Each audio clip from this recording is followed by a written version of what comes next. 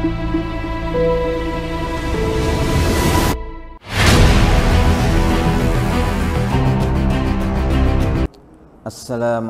warahmatullahi wabarakatuh.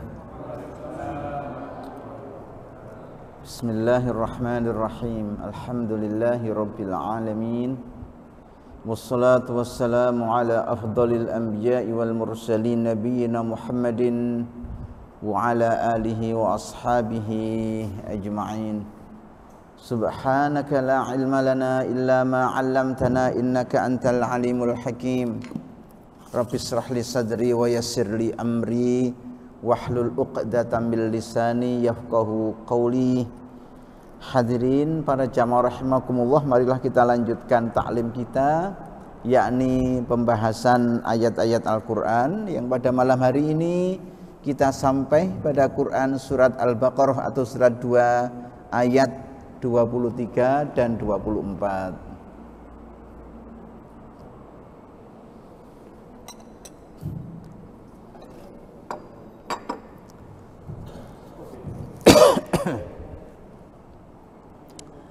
A'udzu billahi minasy syaithanir rajim. Wa in kuntum fi raibin mimma nazzalna ala 'abdina fa'tu bi suratin min mithlihi wad'u syuhada'akum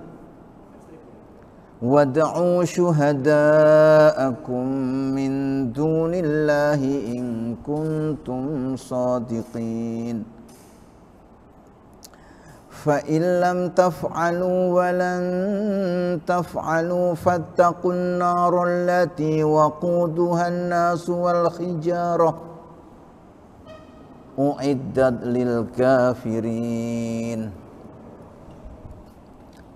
Wa in dan jika kuntum adalah kalian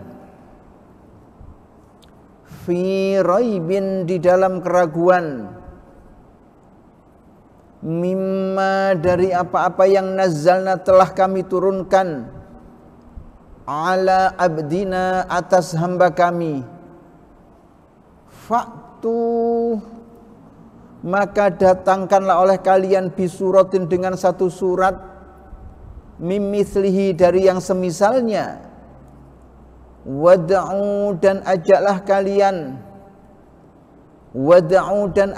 oleh kalian syuhada'akum saksi-saksi kalian, dalam arti penolong-penolong kalian, min dunillahi dari selain Allah, in kuntum jika adalah kalian shadiqin orang-orang yang benar dengan anggapan kalian bahwa Quran adalah produk Muhammad.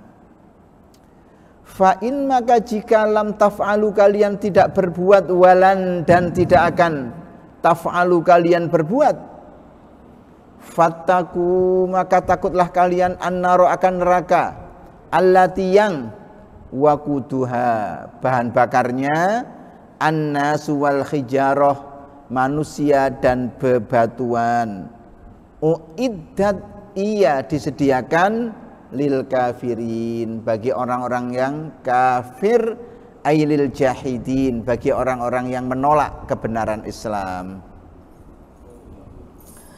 Hadirin, ayat yang kita baca tadi adalah ayat yang membicarakan tentang tantangan Al-Quran terhadap orang-orang yang meragukan kebenarannya, orang-orang yang menuduh bahwa Quran itu adalah produk Muhammad. Padahal Nabi SAW adalah rajulun ummiyun, orang yang tidak terampil baca tulis. Tentu pada saat yang sama beliau adalah manusia cerdas, karena salah satu sifat wajib seorang rasul, sifat wajib seorang nabi adalah fatonah, cerdas. In kuntum ayyuhal arabu wa ghairukum minal jahidina jika kalian hei orang-orang Arab atau siapa saja di antara orang-orang yang menolak kebenaran Islam, fi syakkin fi sidqil Quran, meragukan kebenaran Al-Quran, alladzi anzalahu Allahu ala abdihi wa rasulihi, di mana Allah telah turunkan kepada hambanya dan rasulnya, an-nabiyil ummiyi Muhammadin ibni Abdillah, seorang nabi yang buta huruf yaitu Muhammad bin Abdillah. Wa za'amtum annahu min kalamil bashar, dan kalian sangka bahwa Quran itu adalah produk manusia. Fa'tu bimithlihi, maka bikinlah oleh kalian dengan yang semisalnya, ya. Tentu ayat ini menunjukkan betapa manusia tidak akan mampu untuk membuat sebuah karya sebagaimana Al-Quran. Ya, karena Al-Quran adalah wahyun minallah, wahyu yang datangnya dari Allah. Dalam kajian tentang I'jazul Quran, sisi kemukjizatan Al-Quran akan diketahui. Betapa Quran itu hebat, betapa bahwa Quran itu adalah dahsyat, ya. Mungkin yang pernah kita tayangkan di layar tentang sisi-sisi kemukjizatan Al-Quran. Ada mukjizat dari sisi kandungannya, mukjizat dari sisi redaksionalnya, juga mukjizat dalam arti sesuai dan tidak pernah bertentangan dengan temuan-temuan baru di bidang sains dan teknologi. Justru semakin banyak temuan-temuan baru di bidang sains dan teknologi, semakin terkuat sisi-sisi kebenaran Al-Quran. Dan itulah yang menjadi fakta bahwa Quran tidak pernah bertentangan dengan temuan-temuan baru di bidang sains tadi. Justru Al-Quran semakin terkuat kebenarannya oleh penemuan-penemuan baru di bidang sains dan teknologi.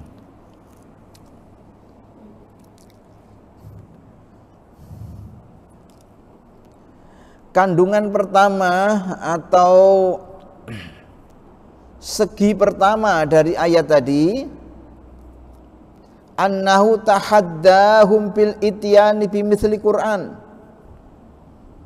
bahwa Al-Quran menantang siapa saja yang tidak mempercayai bahwa dirinya adalah wahyun minallah untuk membikin karya yang seperti Quran. Wa qarra'ahum bil ajzi anhu, dan Al-Quran sudah menghardiknya bahwa tidak akan bisa untuk melakukannya. Ma'ama hum alaihi min anafati wal hamiyati wa annahu kalamun mausufun bi lughatihim, walaupun yang ia dengar itu adalah sesuatu yang sangat populer, sangat familiar di telinga mereka, mengingat Al-Quran diturunkan dalam bahasa Arab, bahasa sehari-hari mereka, ya.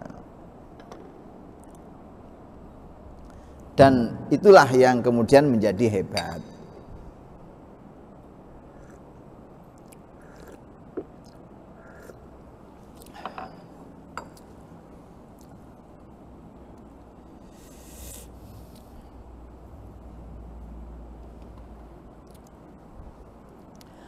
Falau qadaru ala mu'aradatihi lakanat mu'aradatuhu ablaghal asya'i fi ibtali da'wahu wa tafriki ashabihi anhu. Seandainya orang-orang yang ditantang Al-Quran itu mampu melakukan, maka tentu itu adalah hal yang paling bisa diterima Mengingat Al-Quran itu diturunkan dalam bahasa Arab, bahasa mereka sehari-hari. Dan tentu saja seandainya mereka mampu melakukannya, maka orang-orang yang mengimani Al-Quran sebagai firman Allah akan bercerai-berai meninggalkannya. Namun faktanya mereka tidak mampu melakukannya. Inilah yang kemudian menjadikan Al-Quran sebagai benar-benar mukjizat. Wa hadhihi mu'jizatun baqiyatun linabiyina alaihi salatu wassalam ba'dahu ila qiyamis sa'ah. Inilah mukjizat yang sifatnya abadi untuk Nabi Muhammad sallallahu alaihi wasallam dan fungsional sampai hari kiamat. Hadirin para jamaah rahimakumullah, mukjizat ya terbesar yang diturunkan Allah kepada para nabi ya Al-Quran ini. Kenapa kita bisa mengatakan seperti itu? Pertama bahwa mukjizat para nabi itu kan fungsinya atau kegunaannya untuk melemahkan argumentasi para penentangnya. Makanya disebut mu'jizatun, dari a'jaza yu'jizu i'jazan, melemahkan sesuatu yang lainnya. Sehingga secara harfiah makna mu'jizun atau mu'jizatun adalah sesuatu yang melemahkan. Lah mukjizat para nabi itu, mukjizat para rasul itu memang tujuannya adalah untuk melemahkan argumentasi para penentangnya.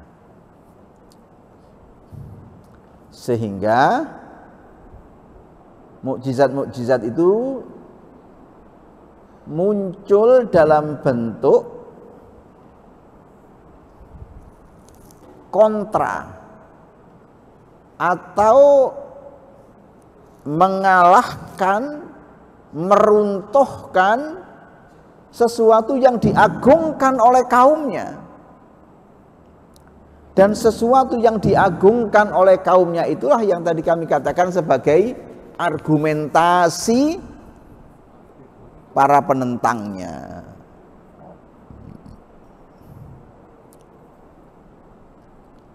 Misalnya pada zaman Nabiullah Shalih alaihissalam yang kaumnya bernama kaum Tsamud. Kaum Tsamud ini adalah bangsa yang berperadaban tinggi. Pernah kita sampaikan bahwa tonggak peradaban yang ditinggalkan kaum Tsamud sampai sekarang masih eksis di Transjordania yang namanya Istana Petra. Wa thamudal ladzina jabus sakhra bil wad. Itulah kaum Tsamud yang memahat batu besar, yang memahat gunung granit menjadi istana. Ya sampai sekarang ada. Kalau jenengan jalan-jalan ke Yordania, maka salah satu destinasi wisata yang ada di situ adalah Istana Petra. Istana peninggalan kaum Tsamud, dan itu jauh sebelum era Nabiullah Musa alaihissalam. Mereka membuat relief di tebing-tebing, motif orang, motif binatang. Keahlian itulah yang mereka banggakan, dan itu peradaban. Sampai sekarang belum diketahui bagaimana teknologi yang dipakai zaman itu. Mereka punya teknologi apa? Kok bisa memahat gunung granit raksasa menjadi istana yang indah dan detail. Pada ruangannya lengkap, ada ruang tamu, ada ruang pertemuan, ada kamar, ada dapur, ada meja, ada kursi yang tidak bisa digeser karena memang dari batu yang wungkul asalnya.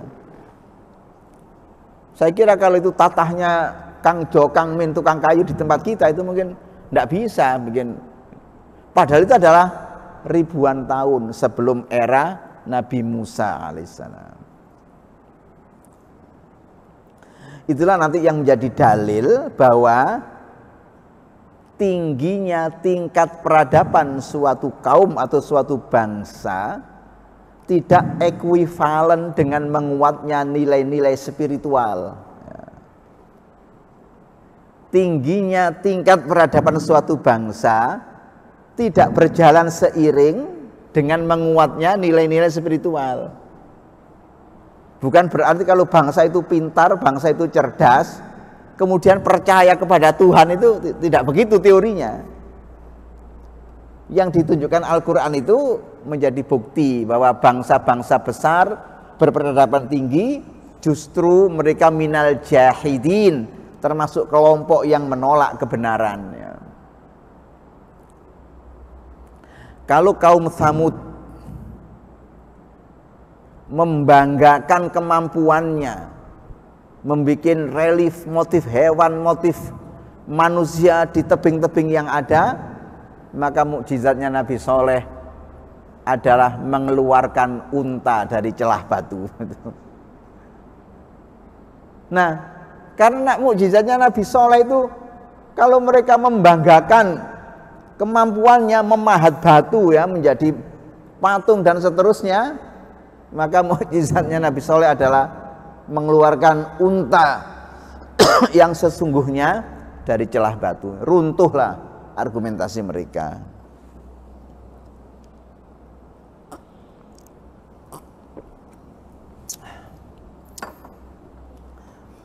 Demikian pula pada zaman Nabi Musa alaihissalam, ketika masyarakat mengagungkan ilmu sihir, maka mukjizat Nabi Musa adalah mengalahkan sihir. Ketika masyarakatnya Nabi Isa membanggakan ilmu kedokteran, kemampuan mereka menyembuhkan orang, maka di antara mukjizatnya Nabi Isa adalah mampu menyembuhkan penyakit-penyakit yang teknologi kedokteran zaman itu angkat tangan. Penyakit kusta yang waktu itu teknologi kedokteran angkat tangan. Orang buta dari lahir bisa disembuhkan oleh Nabi Isa menjadi melihat, dan itu benar-benar tidak terjangkau oleh teknologi kedokteran pada zaman itu. Maka masyarakat Arab ya, yang mereka mengagung-agungkan kemampuannya di bidang sastra, maka mukjizatnya Nabi Muhammad SAW juga ada kaitannya dengan itu. Ada kaitannya dengan itu, yakni meruntuhkan sesuatu yang mereka banggakan. Ibaratnya begitu Quran datang, ibarat matahari yang mengangkasa, begitu ia bersinar, maka bintang gemintang yang tadi malam gemerlapan langsung pucat pasi, tidak terlihat wajahnya. Atau ibarat bulan purnama, ketika dia mengangkasa, maka bintang-bintang itu pada pudar cahayanya karena kalah dengan cahaya bulan purnama. Itu dilukiskan oleh para penyair, anta syamsun, anta badrun, anta nurun fauqa nur. Itu gambaran dari itu ya, bahwa Nabi SAW yang membawa Al-Quran itu ibarat matahari, ibarat rembulan yang cahayanya mengalahkan cahaya bintang-bintang ya.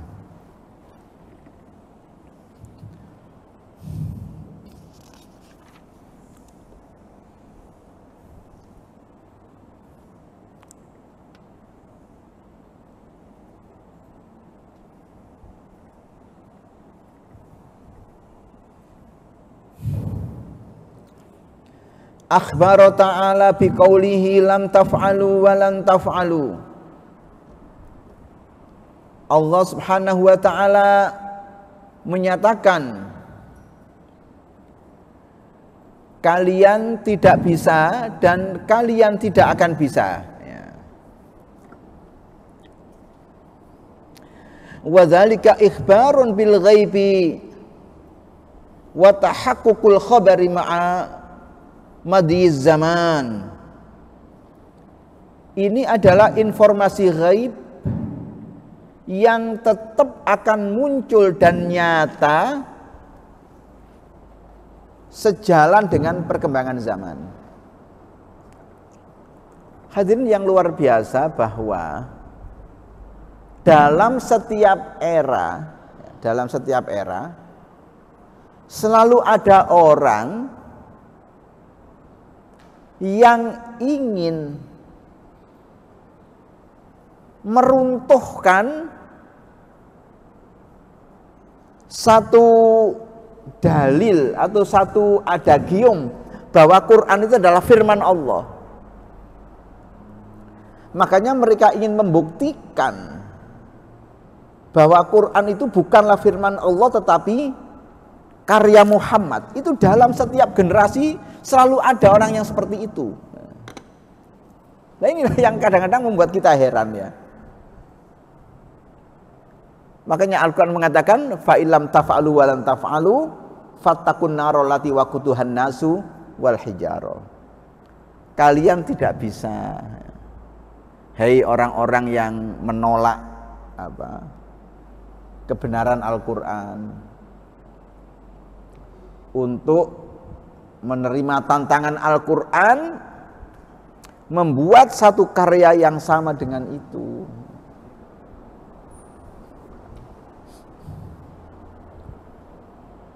Di antaranya adalah para orientalis ya, para orientalis. Ada seorang orientalis, bagaimana pernah kami baca. Orientalis adalah orang barat yang melakukan studi terhadap Islam dengan segala macam aspeknya. Walaupun secara harfiah orientalis adalah orang barat yang mengkaji timur, tapi yang dimaksud timur itu ya orang Islam. Nah, orientalis itu dibagi menjadi 3. Pertama, yang memang punya tujuan-tujuan untuk mencari kelemahan-kelemahan kaum muslimin, Islam dan kaum muslimin, dengan semangat 3G. Gold, glory, and gospel. Jadi emas, tanah jajahan, dan penginjilan. Itu yang menjadi dasar mereka mencaplok wilayah-wilayah kaum muslimin di belahan timur dunia. Gold, glory, and gospel.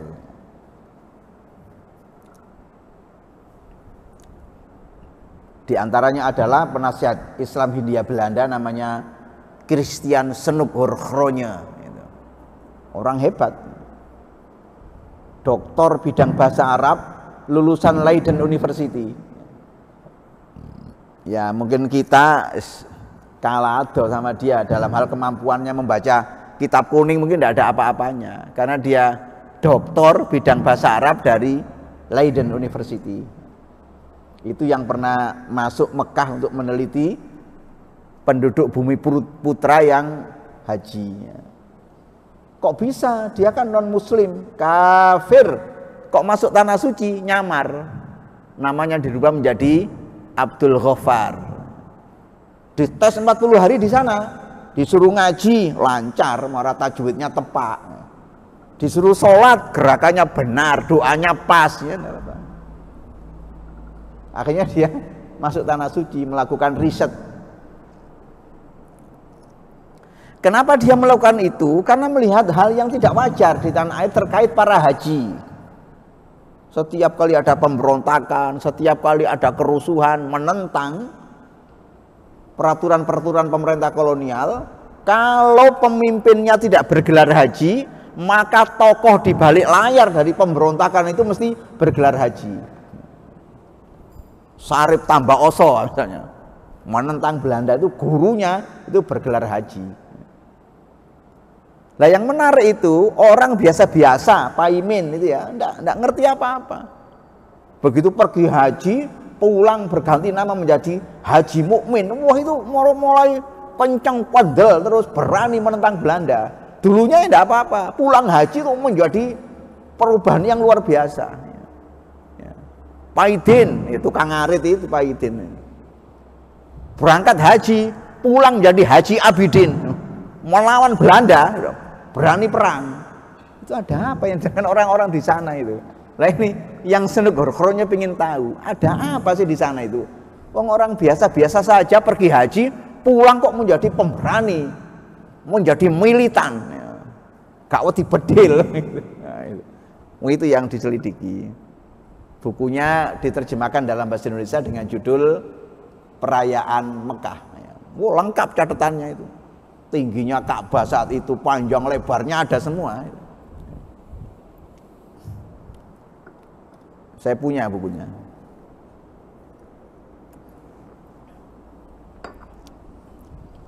Baik.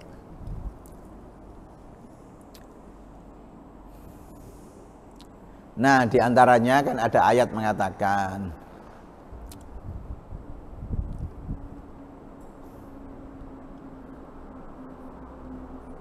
laukana min indi ghairillahi lawajadu fihi ikhtilafan katsira. Seandainya Quran itu berasal dari selain Allah, tentu mereka akan temukan pertentangan-pertentangan yang banyak. Mafhumnya kalau ia datang dari Allah maka tidak ada pertentangan di dalamnya. Ada seorang orientalis mengatakan, saya berhasil menemukan pertentangan-pertentangan yang banyak dalam Al-Quran. Dia membuat daftar ayat-ayat yang saling bertentangan atau ayat-ayat yang kontradiktif.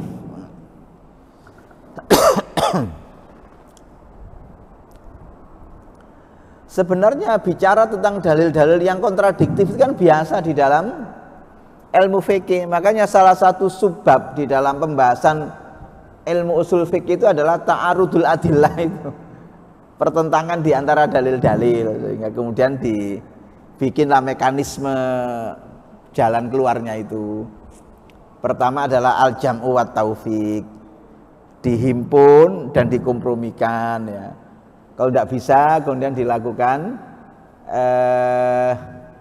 an-nasikh wal mansukh ya. Kalau ketahuan mana yang turun lebih mutakhir dan yang turun lebih dulu, maka yang mutakhir menggantikan hukum yang sebelumnya. Kalau tidak bisa baru dilakukan tarjih ya, ditimbang mana yang lebih kuat. Yang lebih kuat namanya rajih, yang yang tidak kuat namanya marjuh, itu namanya. Makanya di Muhammadiyah ada namanya majelis tarjih walaupun maknanya adalah majelis ijtihad. Nah, kembali kepada masalah tadi, contohnya begini. Di dalam Quran surat As-Sajdah itu dijelaskan bahwa satu hari akhirat sama dengan 1000 tahun dunia. Fi yaumin kana miqdaruhu alfasanatim mimma ta'udun. Tapi di dalam surat Al-Ma'arij dijelaskan bahwa satu hari akhirat sama dengan 50.000 tahun dunia. Fi yaumin kana miqdaruhu khamsina alfasanah ya. Kan beda ya antara 1000 tahun dengan 50.000 tahun ya. Jadi di dalam Quran surat As-Sajdah, Alif Lam Mim Sajdah itu ya, atau Alif Lam Mim Tanzil, Alif Lam Mim Tanzil kitabil la raiba fihi mir rabbil alamin, itu dikatakan bahwa satu hari akhirat sama dengan 1000 tahun dunia. Fi yaumin kana miqdaruhu alfasanatin mimma ta'udun. Sementara di dalam Quran surat Al-Ma'arij ya, Sa'ala Sa'ilun itu dikatakan bahwa satu hari akhirat sama dengan 50.000 tahun dunia, fi yaumin kana miqdaruhu khamsina alfasana. Tentu kan beda antara 1000 dengan 50.000. Lah ini namanya pertentangan katanya orientalis tadi.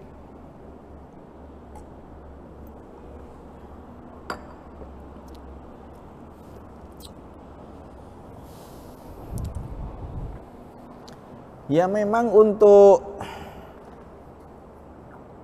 menjelaskan yang seperti itu tidak sederhana ya, tidak sederhana menjelaskannya. Karena Quran itu adalah firman Allah. Dan firman Allah itu adalah kehendak Allah yang ditujukan kepada manusia. Seperti ibadat kita itu adalah kehendak manusia yang ditujukan kepada Allah. Allah itu suci, maha suci. Sehingga kalamnya pun adalah kalam suci. Untuk bisa dimengerti oleh manusia, dibikinlah simbol-simbol. Itu yang dikatakan sebagai jembatan untuk melampaui transendensi Tuhan.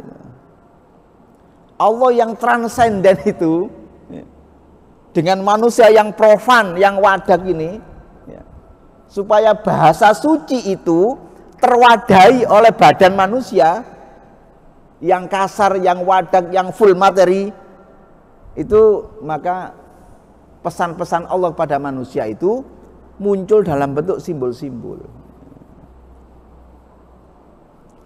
Jadi dari sana cara memahaminya ya, memang ini agak filosofis. Sebenarnya sederhana bahwa di dalam dua ayat tadi tidak ada pertentangan. Itu hanyalah pesan Allah kepada manusia agar mengerti bahwa yang namanya darul akhirah atau kampung akhirat itu jauh, terpencil. Seakan-akan kalau orang pergi ke sana membutuhkan waktu ribuan tahun. Nah, sementara umur manusia kan tidak mungkin sampai ribuan tahun. Sehingga manusia harus mempersiapkan dengan baik bekal guna perjalanan ke sebuah tempat yang namanya darul akhirah, yang jauh, yang terpencil. Kalau jenengan pergi haji hanya 40 hari ada di Mekah itu.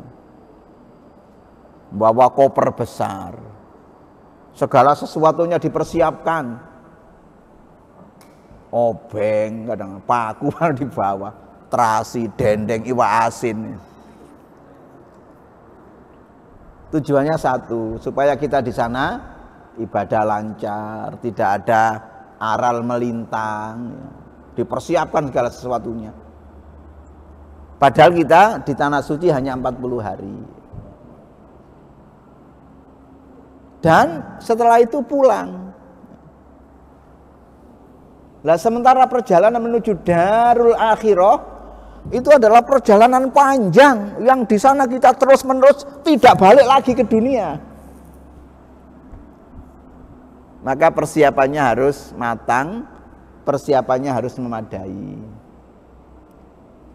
Nah tadi ya bukan dendeng, bukan terasi tadi ya persiapannya. Persiapannya adalah amal soleh.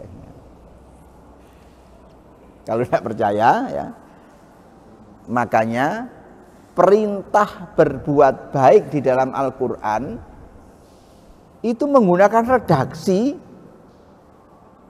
yang nadanya itu dorongan keras itu, cepet selak gak nututi.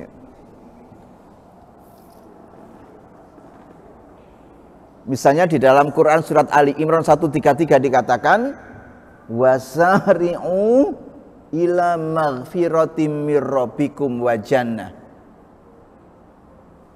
wa jannatin arduhas samawati wal ardu uiddat lil muttaqin dan seterusnya. Wasari'u itu maknanya adalah cepat-cepatlah kalian, bergegaslah kalian.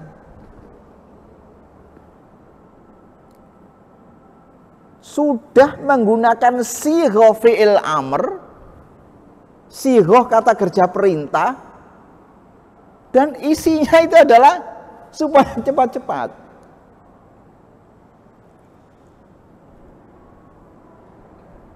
Demikian pula di dalam misalnya Quran surat Al-Hadid ayat 21 dikatakan sabiqu ila maghfiratim mir rabbikum. Berlomba-lombalah kalian balapono sira kabeh untuk bisa mendapatkan ampunan dari Tuhan kalian. Itu kan redaksi yang isinya dorongan keras.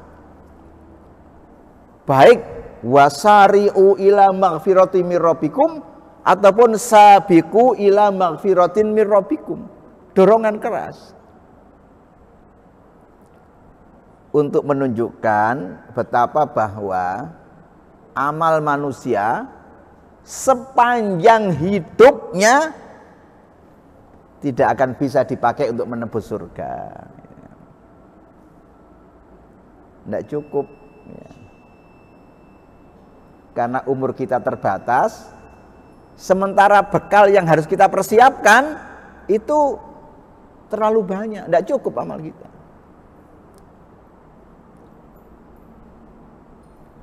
Sehingga yang bisa kita lakukan adalah melakukan sesuatu taqarrub ilallah dengan berbagai macam sarana yang ada, supaya kemudian memperoleh maghfirah atau ampunan Allah. Itulah yang akan mengantarkan kita menuju surganya Allah. Kalau soal amal gak ngatasi Pak, amal itu. Jangankan untuk beli tiket masuk surga, untuk mengimbangi nikmat Allah yang telah diberikan kepada kita tidak cukup.